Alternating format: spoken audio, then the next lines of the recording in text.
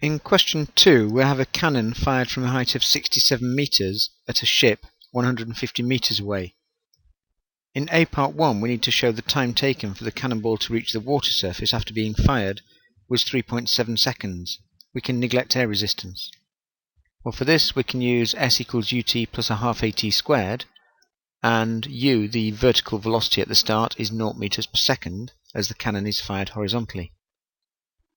Rearranging for the time, putting in the values, we have a height of 67 meters, and the acceleration is due to gravity at 9.81 meters per second squared, giving a time of 3.696 seconds, which is 3.7 seconds to two significant figures.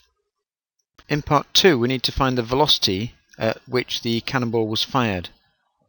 Well, for this we can use velocity is distance over time, and the ball travels horizontally 150 meters in 3.7 seconds, a velocity of 40.59 meters per second, which rounds to 41 meters per second to two significant figures, as our data here is also to two significant figures.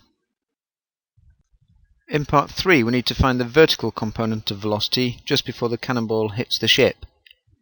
Well, for this we can use v equals u plus at in the vertical direction, adding the figures of u is 0 meters per second as the cannonball is initially fired horizontally.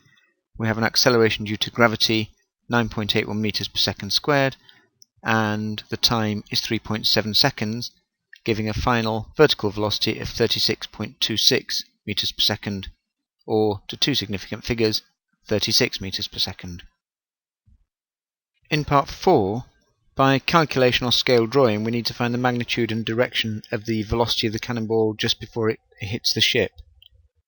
Well, we have 41 meters per second horizontally, we have 36 meters per second vertically, and the resultant velocity will join like this, and by Pythagoras this is given by the two values squared, added together, then square rooted. I've put the figures in here to more decimal places to get a more accurate answer, and this comes out at 54 meters per second. We're asked for the velocity, not just the speed, so we also need the direction, and I'll label this angle theta, and then tan of theta is 36.26 over 40.59, giving theta 42 degrees. So we can say the cannonball is travelling at 54 meters per second at an angle of 42 degrees to the horizontal when it hits the ship. In B part 1, we need to find the loss in gravitational potential energy of the cannonball, given that it has a mass of 22 kilograms. Well, change in gravitational potential energy is mass times gravitational field strength times change in height. Adding the figures gives an answer of 14460 joules, or 14,000 joules, to two significant figures. In part 2, we need to describe the energy changes that take place from the moment the cannonball leaves the cannon until just before it hits the water. We're to include the effect of air resistance.